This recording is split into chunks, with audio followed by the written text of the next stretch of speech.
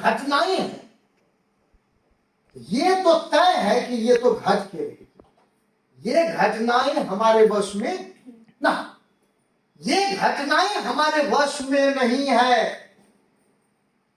लेकिन उस घटना पे जो रिएक्शन है, देखिए रिएक्शन और रिस्पॉन्ड अलग अलग मैटर है। उस घटना पे जो रिएक्शन है वो हमारे वश में। जो घटनाएं घटी, कहने का मतलब मैं बात कर रहा हूं आपको कि इवेंट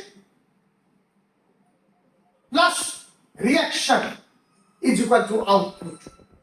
क्या मतलब, कोई घटना घटी और उस पे जो आपका रिएक्शन हुआ, समझ रहे, कोई घटना घटी और उस पे जो आपने रिएक्शन दिया तो उसका जो आउटपुट है तो वो आपके रिएक्शन पे निर्भर करता है। आपका जो रिएक्शन है उस घटना से जो होने वाला परिणाम है उसको वो 5% पे लाके रख देगा। आप लोगों को मेरी बात फॉलो हो रही है? मैं क्या रखना चाह रहा हूं, जो घटना घट गई, बहुत बड़ी घटना घट गई, और उस घटना के ऊपर जो आपका रिएक्शन है, उसका जो रिजल्ट है वो 5% पे लाके उसको सीमित कर देगा। घटनाओं का घटना, ध्यान सुनिए मेरी बात को, कितनी अच्छी सेंटेंस है। घटनाओं का घटना हमारे वश में नहीं है, घटनाओं का घटना हमारे वश में नहीं है, लेकिन उस घटना में रंग भर देना यह हमारे वश में है। उस घटनाओं में भी रंग भर देना यह हमारे वश में है। समझिएगा, हमें कोई गाली ना दे यह हमारे वश में नहीं है। हमें कोई गाली ना दे यह हमारे वश में है, हाँ, लेकिन उसके गाली के बदले हम भी उसको गाली ना दे यह हमारे वश में। हमें कोई अपमान ना करे ये हमारे वश में नहीं है, लेकिन बदले में हम भी उसका अपमान ना करें ये हमारे वश में है। कोई आलोचना हमारी बिल्कुल ना करे ये हमारे वश में नहीं है, लेकिन हम भी उसकी आलोचना ना करें ये तो हमारे वश में। अरे किसी आदमी ने हमसे कहा कि तुम गधे हो और हमने उसको ऊपर बात कर दिया, नहीं करना। 10 मिनट आपको ऐसे करके बंद कर देना, 10 सेकंड सोचना है कि क्या मैं वाकई में गधा हूं, क्या मेरी पूंछ वाकई में लगी हुई है, क्या मेरे कान लंबे लंबे हैं, तो अंदर आत्मा से आवाज आएगी कि नहीं भैया, नहीं नहीं नहीं हो। तो क्या होता है, हमें विश्वास हो जाता है कि जो ये कह रहा है वो, और अगर हम उस पे वार कर दिया, 100% ठीक कहा था, हम गधे हैं, तभी तो हमने उसके ऊपर वार किया। ये जीवन की बहुत बड़ी फिलॉसफी है। इसलिए मैंने कहा कि जीवन में जब भी कोई घटनाएं घटती है, कहीं भी, आपके दफ्तर में, आपके घर में, ये डिपेंड करता है कि उसके ऊपर आपका रिएक्शन कैसा है। रिएक्शन मत करो। There are so many difference between reaction and respond. React मत करो, रिस्पॉन्ड। अब देखो, रिएक्ट करना और रिस्पॉन्ड करना में कितना डिफरेंस है। अगर कोई घटना पे रिएक्ट करता है तो रिएक्ट करने का मतलब होता है वो इमोशन में, टेंशन में विचलित होकर बात करता है।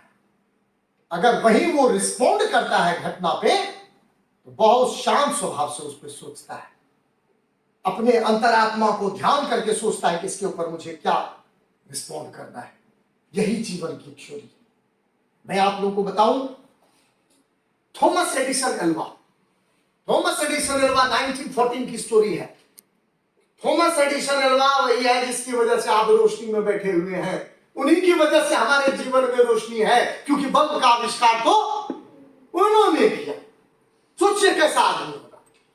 67 ईयर्स की उम्र में, 67 साल के थे थॉमस एडिसन एल्वा, और उनकी 5 तल्ला बिल्डिंग थी, 5 स्टोरी बिल्डिंग, बहुत बड़ी बिल्डिंग, जिसपे पूरा उनका रिसर्च चलता था, पूरा रिसर्च।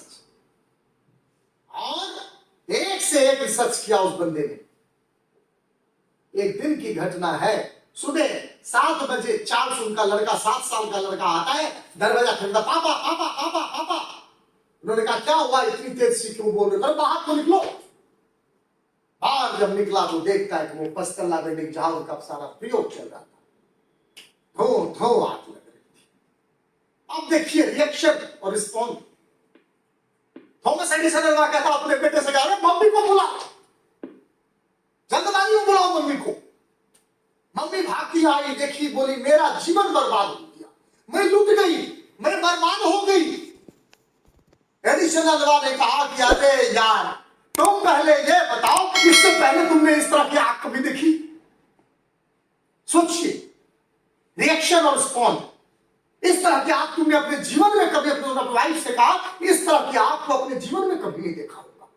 मैं तुम्हें एक बात बताऊं, आज मैं बहुत सारे ऐसे प्रयोग कर रहा था जिसमें मैं सफल नहीं हो रहा था, आज मेरे सारे प्रयोग जल गए, सब प्रयोग मेरा जल गया। और जलने के बाद उन्होंने शाम को कॉन्फ्रेंस बुलाया, मीडिया का कॉन्फ्रेंस बुलाया, और मीडिया वाले ने कहा, जैसे माइक मुंह पे लगा के बोलते हैं, और कैसा लग रहा था आपको जब आपके सारे रिसर्च सेंटर पे आग लग गई, आपको कैसा लग रहा था? उनका एक ही जवाब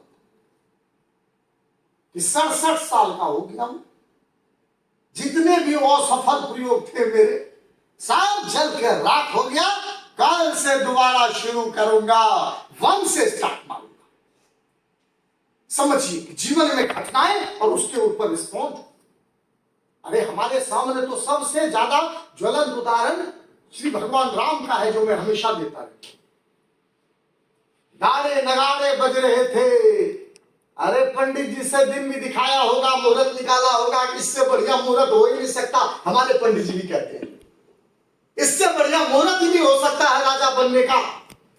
सारे नगाड़े बज रहे थे, सजने धजने की, राजशाही की तैयारी चल रही थी पूरे राजघराने के अंदर।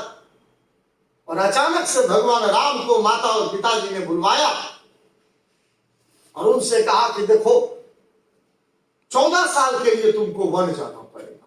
40 शब्द उनके मुंह से निकले थे। एक आदमी, क्या फीलिंग हो सकती है जिस आदमी को पता है कि थोड़े क्षण के बाद मैं इस पूरे उसका जो है राजपाट संभालूंगा, राजा बन जाऊंगा, और उसको एक झटका लगता है और वो सुनते हैं कि भाई मुझे सुबह बलकल पहन के, कपड़े भी पूरे नहीं पहन के, और वन के लिए निकल जाना पड़ेगा। और 14 वर्ष के लिए उन्होंने सिर्फ अपने मुंह से 4 शब्द निकाले, भगवान राम। बस इतनी सी बात अपनी मां से कहा, मां के गृह से, पिताजी इस दृश्य में है, बस इतनी सी बात, इतनी सी बात।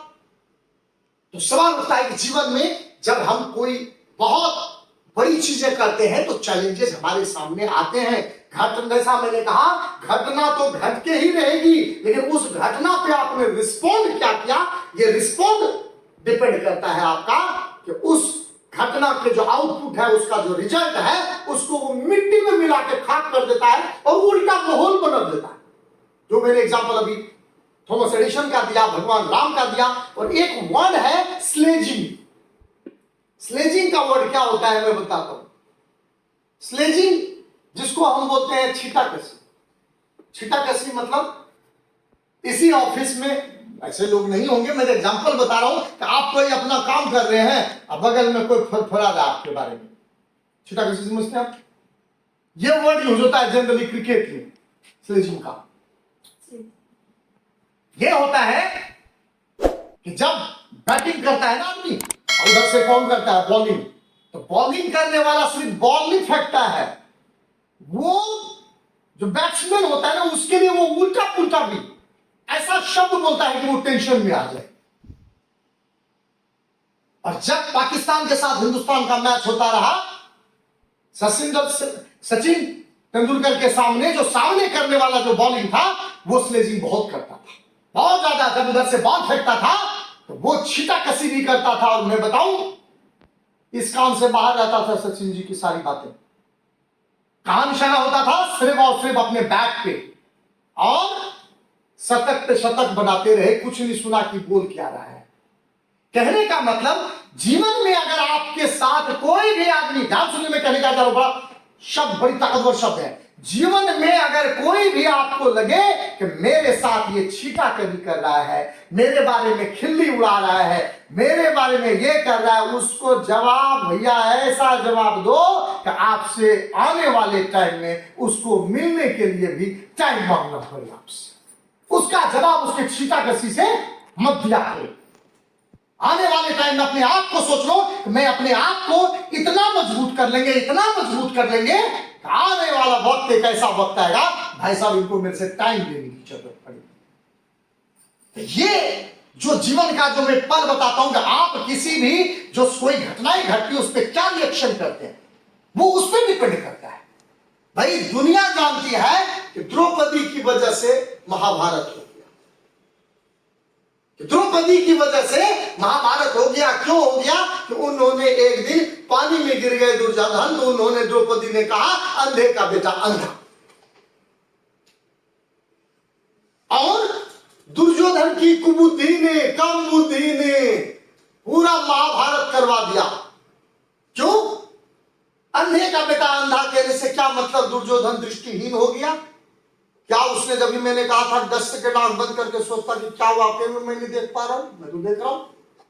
अगर उसने इतना सोच लिया होता तो आज महाभारत के युद्ध में स्वयं के साथ में अपने 100 भाइयों की हत्या भी करवा देता।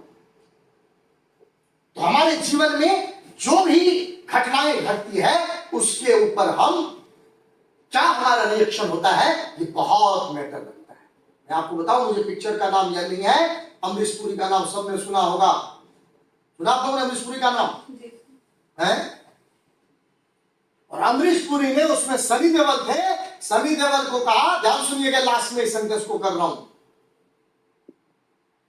तो गुस्से को पालना सीखो का क्या?